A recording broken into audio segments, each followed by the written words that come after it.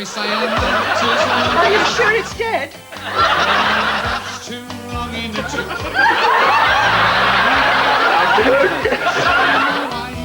It's true, I've seen better days, but give me half a chance and I can still misbehave.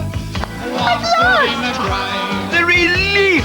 One foot in the grave. I don't believe it! The final series starts Monday at 9 on BBC One.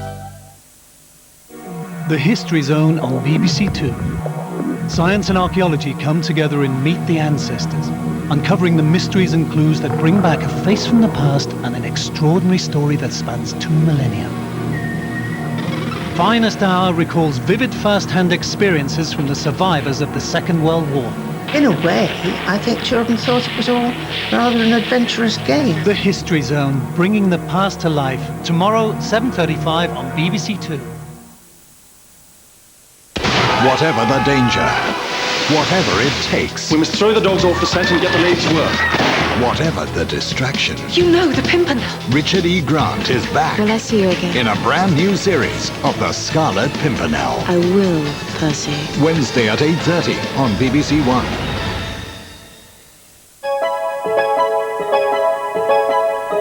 This is BBC Two. Now the news with Fiona Bruce.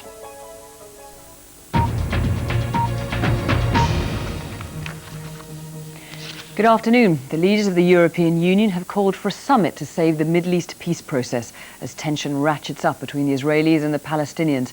There have been minor clashes in Jerusalem and there's been an angry demonstration in the West Bank town of Ramallah, which was bombed yesterday after 2 Israeli soldiers were killed by a mob.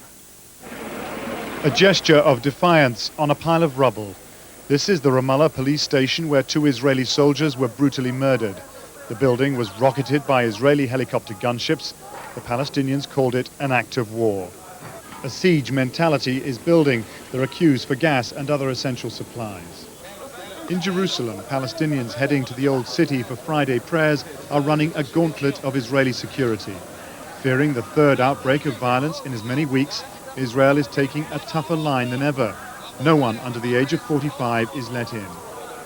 For Palestinian Muslims, this interference in their right to pray, for whatever reason, is a source of enormous frustration.